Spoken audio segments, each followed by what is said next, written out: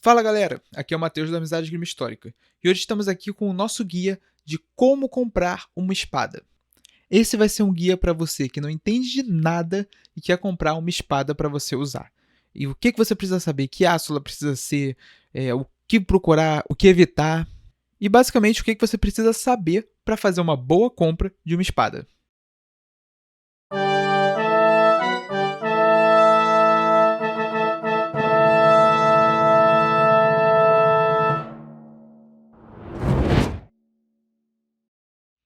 Para começar, nós vamos usar esse site aqui, que é uma distribuidora de espadas de vários produtores, e ele fica nos Estados Unidos. Agora eu não lembro em que estado dos Estados Unidos, fica mais para o sul. Ele revende produtos de diversas outras empresas e por isso eu estou usando eles, porque aqui a gente vai ter vários exemplos, dos piores até os melhores. Então vamos começar aqui, eu organizei por ordem de preço. Apesar de que uma coisa barata não significa que vai ser ruim, uma coisa cara não significa que vai ser boa. Mas no geral é um indicador. Então vamos começar aqui pela primeira espada que eu vou escolher aqui para mostrar para vocês. Essa daqui é a primeira espada que nós vamos analisar. Então, a primeira coisa que você deve procurar são as especificações da espada que você quer comprar. Claro, a foto vai nos indicar muita coisa, mas vamos começar pela especificação, depois eu parto para a foto. Essas são as especificações da espada. Infelizmente está tudo em medida imperial e tem que converter e é muito chato de converter, mas vamos pensar aqui que uma espada de uma mão tem mais ou menos ali 1 metro, um pouquinho menos de 1 metro geralmente, uma espada medieval, né? Gládio vai ser menor, etc. Mas essas espadas medievais de uma mão estão por aí de 1 metro, 90 centímetros a 1 metro. Espadas viking um pouquinho menos, 80 centímetros a 90 centímetros, às vezes até chegam perto ali do 1 metro.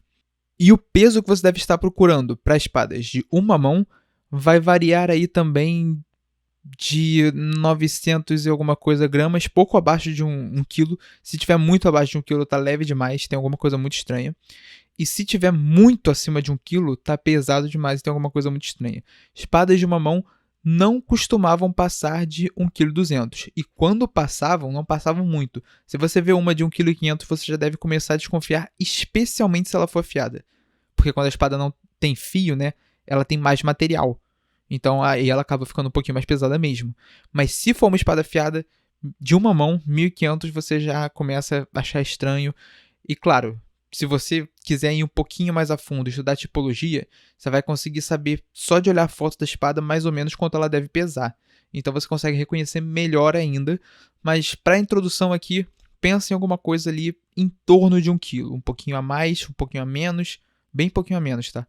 E a mais vai até 1.300, tu vai achando normal. Aí chegou em 1.400, você começa a estranhar, 1.500 eu já cairia fora. E aqui nós temos a grossura em milímetros. E aqui ele fala uma coisa, ó, de 3,7 até 4 milímetros. O que isso significa? Pode significar duas coisas, né? A gente não sabe só olhando aqui. Pode significar que ela tem variação entre uma peça e outra peça, né? Que não tem uma constância muito boa, uma qualidade de produto, né? Então, variar, essa espada aqui que eles fizeram tem 3,7. Ah, aquela ali tem 4. Ou, o que é mais provável, que perto da guarda ela tenha 4 e ela vai afinando na ponta até 3,7. Essa quantidade de taper, né, que a gente chama isso de distal taper, que vai afinando conforme a ponta, é muito pequena. E 4 milímetros... 4 milímetros só?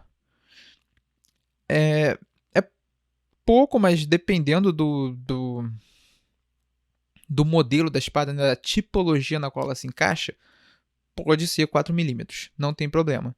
No entanto, as pontas costumam, reforçando aqui, elas podem ser maior, mas costumam ficar ali entre 2 milímetros no máximo, a não ser que ela seja de ponta reforçada. E geralmente essas espadas eram feitas exclusivamente para Hofswording. E não é o caso desse tipo de espada. Enfim, é outro tópico completamente diferente, mas geralmente você não quer pontas com mais de 2 milímetros. Se você quiser usar ela como uma espada pontiaguda, né, para estocar de verdade. Se você não quiser uma espada segura que só corte e não estoque bem, tá aí. A origem da espada é uma coisa legal de perceber. Ela indica algumas coisas, mas não é 100% verdade o tempo todo do tempo. O tempo todo do tempo. Nós temos muitos fabricantes no Extremo Oriente, principalmente na Índia e na China, que fazem espadas aos montes e vendem como espadas feitas para ser usadas. Só que essas espadas geralmente são de qualidade duvidosa. Claro, na China e na Índia existem ótimos produtores de espada também, mas existem esses produtores que vêm em grande parte de lá, mas não somente de lá, e que eles fazem esse tipo de espada. Então, se você vê uma espada barata sendo vendida da Índia ou da China, desconfia. Em qualquer lugar, na verdade, você desconfia, mas Índia e China você desconfia um pouco mais, porque é mais comum de se ver isso lá. O mesmo está valendo para quem quer comprar uma espada no território brasileiro. Você também deve tomar cuidado com quem está vendendo espadas muito baratas, especialmente em sites como Mercado Livre, Shopee, etc. Claro, tem bons vendedores nesse site, não estou falando que todo mundo que vende nesses sites é ruim, mas você deve tomar um cuidado extra com esses sites, porque geralmente quem vende espada num outro nível, assim, entre aspas, nas espadas mais que tem mais cuidado no processo de fabricação, vai vender ou através de um site ou através de uma página em alguma rede social, que é a página desse armeiro. Tem muito os armeiros que eu mais indico aqui no Brasil, eles vendem através de páginas de redes sociais. Inclusive lá fora também, isso é muito comum na Itália, Inglaterra, etc. Eles fazem assim, eles têm as páginas dos perfis de redes sociais e lá eles vendem os produtos deles. Ou, se eles não são armeiros assim mais individuais, né, são algumas empresas que fazem espadas bem feitas, eles têm os próprios sites, como a Albion, por exemplo.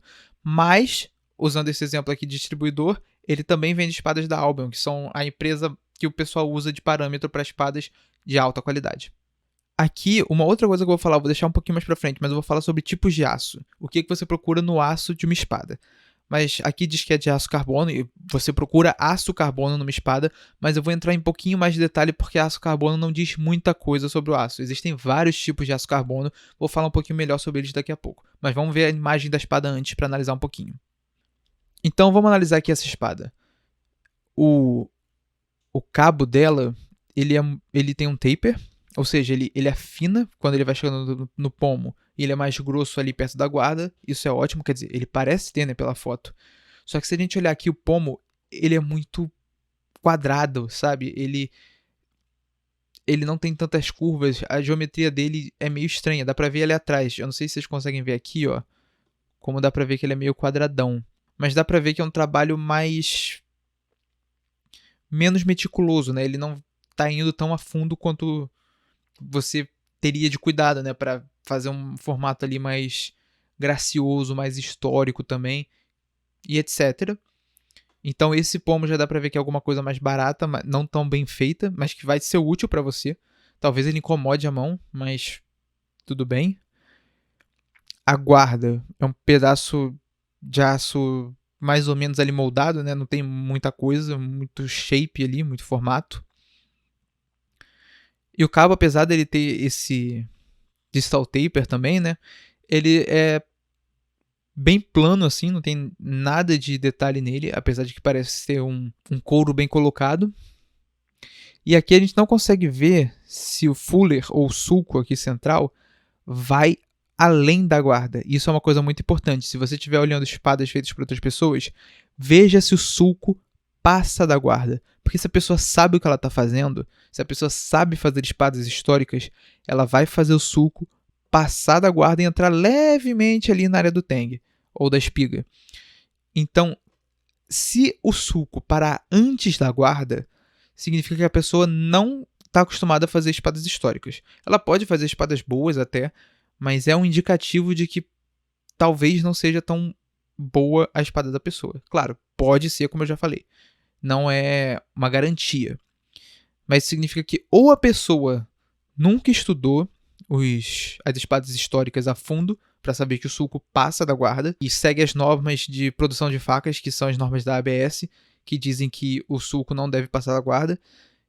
Então, essa pessoa está acostumada a fazer faca, na verdade, está tentando fazer espada, que não é a mesma coisa, uma espada não é uma faca grande. Ou a pessoa sabe e mesmo assim decidiu fazer de outro jeito por alguma coisa que ela quer fazer. Geralmente uma espada mais artística. Que o Peter Johnson, ele, por exemplo, faz muitas espadas que são interpretações dele para colocar alguma coisa ali, faz um objeto de arte em si, e não uma réplica histórica, um objeto possivelmente histórico.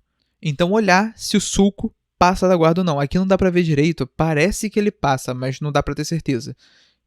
Tenta perceber isso nas fotos, se você puder pedir por mais fotos desse detalhe, e também ver o buraco, porque a guarda ela tem um buraco para passar a lâmina, né? A espada ela é feita de uma lâmina, vamos fingir que a lâmina aqui é meu dedo, aí você coloca a guarda aqui e o pomo aqui embaixo. Então, tudo que você tem ali na espada é a lâmina da espada. A lâmina tem todo o corpo da espada. Tudo é colocado na lâmina, ou melhor, na espiga da lâmina. Porque a lâmina afina no final e vira uma espiga. Como vocês estão vendo aqui, eu vou botar umas fotos aqui e vocês vão entender. O buraco da guarda para poder passar a espiga deve ser o mais apertado possível. Se ele for muito largo e você conseguir ver isso nas fotos, também é um indicativo de que a espada não é boa. O que pode acontecer é que a guarda fique solta, ou seja, você balança a espada e fica ouvindo um barulhinho de tic, tic, tic, que é a guarda solta ali. Ela não está bem presa. Então, uma boa guarda tem um mínimo possível de espaço ali. Se você não consegue colocar uma folha de papel, uma unha, esse tipo de coisa, no espaço que tem ali, se for uma espada bem feita. E por último, ela não deve ter um ricaço. O que é um ricaço?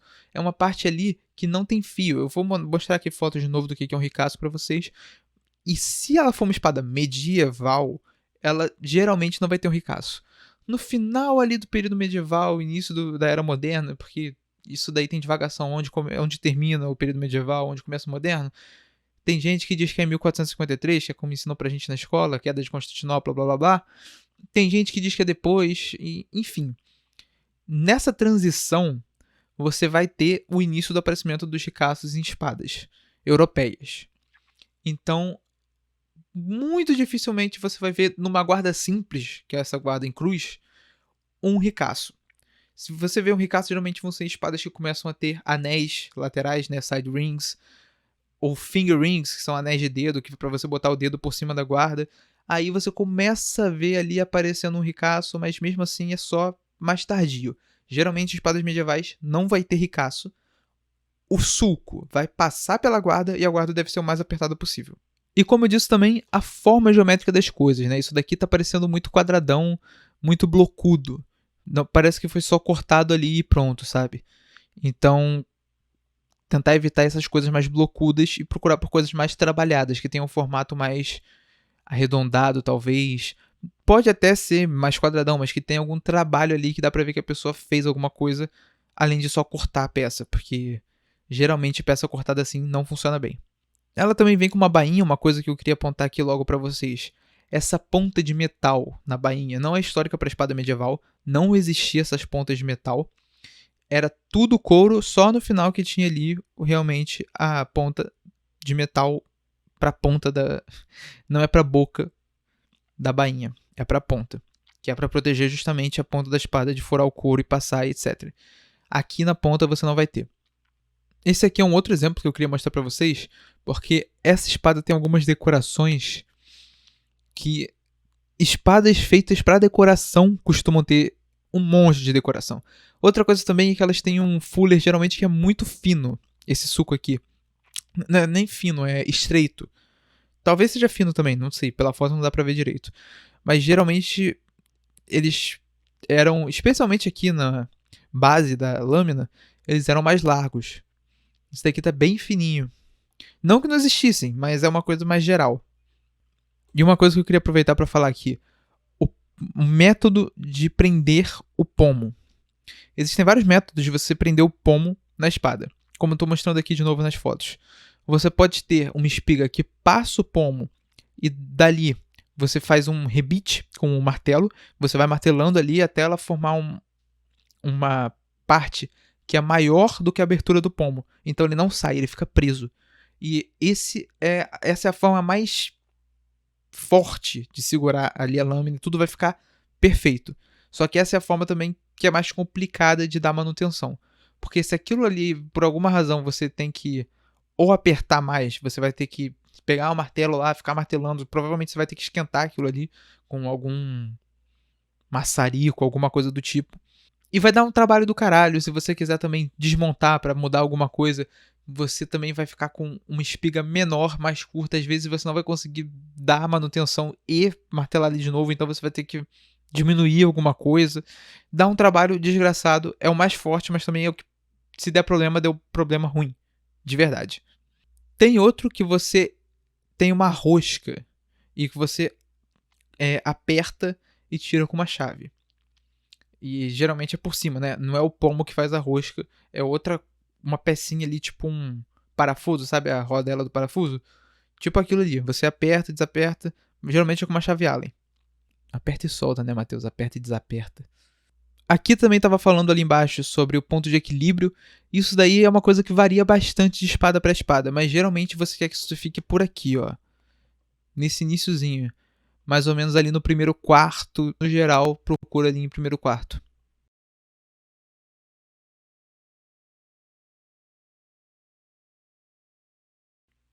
Aqui também nós conseguimos ver, olha, a grossura ali. De 4.3 milímetros vai até 1.7. Isso está bem melhor do que aquele que ia de 4 até 3.7. Isso daqui é um distal taper próprio. É bem feito. E aqui também nós podemos ver o tipo de aço melhor descrito, que é 6150 aço de alto carbono. Eu vou explicar melhor o que essa terminologia 6150, 5160, 1090, essas coisas significam daqui a pouquinho. Voltando a alguns exemplos ruins. Esse é um claro exemplo de uma espada que não foi feita baseada em nenhum modelo histórico. Você vê que ela é altamente decorada. Ela parece uma coisa totalmente de metal, você não consegue distinguir ali onde começa a guarda, onde termina o cabo, onde começa o pomo. E você tem muito trabalho ali e a lâmina... Essa lâmina não tem um formato direito, parece que ela tem... Parece que o ricaço dela vai até ali o meio da lâmina e ali que começa a ter alguma indicação de fio. E tá vendo aqui? Que parece que o fio começa só aqui. E mesmo assim, essa parte aqui do meio, ela é chata, né? Ela é flat, achatada. Ela não é nem o fuller e nem um central ridge, né? Ela é só uma parte chata da espada. As espadas não eram assim na época. Ou isso daqui devia ser um central ridge, como parece ser aqui na ponta, ou devia ter um fuller. E tem um ricaço desgraçado no meio da espada. Vai até literalmente aqui o meio.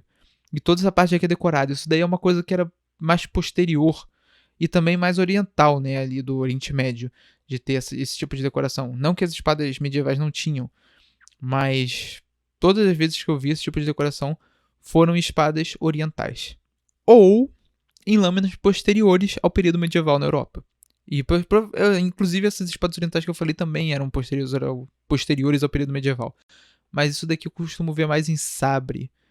Ou talvez o tipo de decoração em espada medieval barra renascentista, barra esses períodos aí de transição, eles costumam ser diferentes desse tipo de decoração. Eu não tô nem falando de qualidade, porque a qualidade da decoração do Oriente Médio também podia ser muito boa, eles podiam colocar ouro também, etc. Mas é uma diferença estética que você consegue perceber que aquilo ali não vem da Europa. E esse cabo cheio de bola, esses negócios aqui é muito estranho. Se você vê uma espada com esse tipo de decoração aqui, também não vai que é furada. Eu abri aqui esse link dessa espada medieval, mas é só para eu falar um pouquinho sobre peso de espada de duas mãos e tamanho. Elas costumam ter ali em torno de 1,20 m. Não passam muito disso geralmente. 1,40 m ali já está começando a exceder. E 1 metro para uma espada de duas mãos é algo meio ridículo também. Então procura ali em torno de 1,20 m, 1,30 m, 1,30 m e pouco, ou 1,15 m, 1,10 m, por aí. E sobre o peso, você começa por aí de 1,200 e vai até 2 kg. Não costuma, na verdade não costuma chegar a 1.800. Costuma ficar ali entre 1.200 e 1.800. Mais para 1.600, 1.400, 1.300, por aí. Mas se chegar a 2 kg, sai fora. Então, para finalizar aqui, eu vou falar... Na verdade, eu ainda vou falar de preço no final. Mas vamos falar aqui um pouquinho do aço. Uma espada que foi feita para ser usada não vai ser feita de aço inox. Porque o aço inox ele funciona até um tamanho de lâmina. Para faca pequena, canivete, essas coisas, ele vai funcionar. Para uma espada, ele não vai, nem para uma adaga. Então, precisa ser feita de aço carbono. Titânio também não mantém fio direito. tem que ser aço carbono.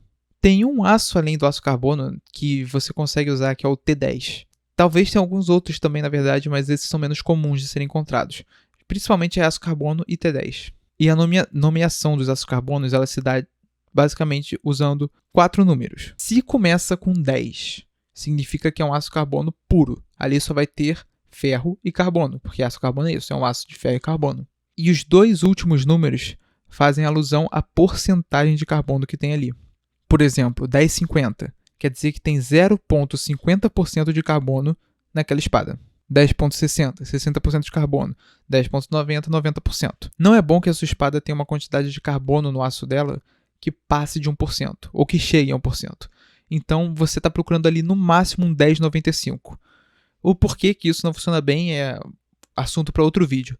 Mas então, o que você procura é 10,95 até 10,60, porque menos de 0,60 também não é muito bom para uma lâmina. Geralmente, o ponto ideal, se você estiver indo para um aço carbono puro, é ali para o 10,90, 10,60 funciona mais ou menos, 10,70 é legal também, mas o 10,90 é ali o melhor deles. Porque as outras elas vão ser muito ruins de manter o fio, né? Você vai ter que ficar afiando elas toda hora, porque quanto mais carbono tiver, mais duro vai ser o aço.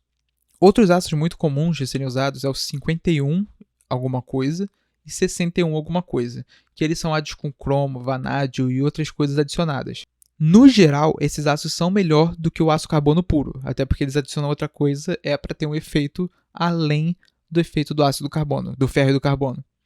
E, de novo, os 2 últimos números são a porcentagem de carbono que vai ter ali no ferro. Entretanto, com o cromo, o vanádio e outras coisas adicionadas, você consegue não precisar ir até o 90.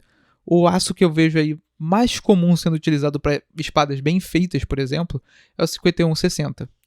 E eu, pessoalmente, prefiro uma espada de 5160 a uma de 1090. E T10, que é um aço de ferramenta, também é muito bom para espada. Então, se você só vê ali aço inox, já sai fora que não vai servir para você usar. Você pode pendurar na parede e ficar bonitinho ali, só que aí você não precisa de um vídeo te ensinando qual é a espada para comprar para você pendurar na sua parede. Se só falar aço carbono, tenta descobrir qual aço carbono realmente é. E o aço não faz milagre. Se for um cara que não vai fazer uma espada bem feita, pode usar o melhor aço do mundo, que não vai servir de nada. Outra coisa que eu recomendo fugir é do aço damasco. Por que eu recomendo fugir do aço damasco? O aço damasco não é um aço. Ele é uma coisa que você faz com aço. Uma coisa que é tópico para outro vídeo. Mas o aço damasco não é aço damasco. Historicamente, o aço damasco é um aço que a gente acredita que vem da região de Damasco. O que se chama de aço damasco hoje em dia é um aço que eles colocam ali outros tipos de aço juntos e dobram eles de certa forma para formar um padrão estético. E aquilo só serve para estética, sendo que essa estética não é tão comum em espadas medievais, especialmente do jeito que eles fazem hoje em dia, que é para deixar aquele contraste bem visível na lâmina. E sem falar que eles cobram mais caro por isso. O bom de você comprar uma espada de aço damasco é que ela vai estar ali numa categoria do meio. O lado ruim é que você provavelmente vai estar comprando uma espada de alguém que faz faca, geralmente, e só está fazendo uma faca grande para chamar de espada. Então ela vai ter suas qualidades, mas não vai se comportar bem como espada, e não vai parecer histórica por causa da estética. Claro, com isso eu não estou falando de toda a espada de aço damasco, mas sim da maioria. Dá pra ver que o formato desse cabo é uma coisa mais assim e menos assim, sabe? É uma coisa mais achatada. Então procurem por isso, tanto na lâmina, na bainha, no pomo, que dá pra ver o pomo aqui também, na guarda. Procurem essas qualidades na espada. E falando de preço, espada bem feita é uma coisa cara. Não espere encontrar uma espada por menos de R$1.000. Talvez você encontre, provavelmente vai ser uma espada mais de entrada, assim. Não espere encontrar uma espada por menos de R$500. E não espere encontrar uma boa espada por menos de R$1.000. Uma espada por menos de R$500, se você usar ela, ela vai quebrar, pode te machucar outra pessoa. Então, se você for comprar uma espada de menos de R$500, saiba que vai ser para decoração. Não vai ser para você usar. Então, tome cuidado com ela. Não use ela. Só deixe ali pendurada na parede. Uma espada de mais de R$500 ali você já consegue usar, talvez. Tem que ver qual é o aço. Mas já começa a ser um preço mais realista. Uma espada boa, bem feita, com certeza não vai sair menos de R$1.000. Porque o tempo que leva pra fazer uma espada bem feita, como eu falei, né, não é só você cortar ali a chapa de aço e encaixar. Você tem que dar uma forma geométrica pra ela. Então esse tipo de espada vai sair mais caro. No mínimo do mínimo ali, R$1.000. Provavelmente você tá olhando ali alguma coisa mais de R$2.000 pra uma espada ok. Agora, se você estiver procurando por uma espada muito bem feita, uma espada assim que você fala, essa espada daqui é uma espada que eu conseguiria achar num museu, sabe? É uma espada que, meu Deus do céu, que coisa bem feita. Você tá olhando aí mais pro lado dos 4, 5 mil reais. E bainhas também são muito caras. Uma bainha bem feita também vai custar por aí de R$1.000, R$2.000. Claro, você consegue comprar bainhas mais baratas. Não vão ser tão bem feitas quanto uma bainha real, que também tem que ser achatada, como eu falei. E uma espada que você consegue usar, você vai precisar dar cuidado para ela, dar manutenção.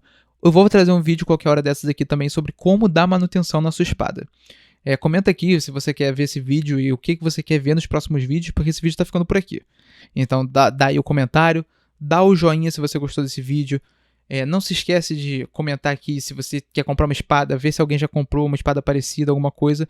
Troca ideia. A gente tem um grupo no Telegram para você trocar ideia se você quiser. Se inscreve no canal para ver mais vídeos como esse, porque eu vou ficando por aqui. Até a próxima. Tchau.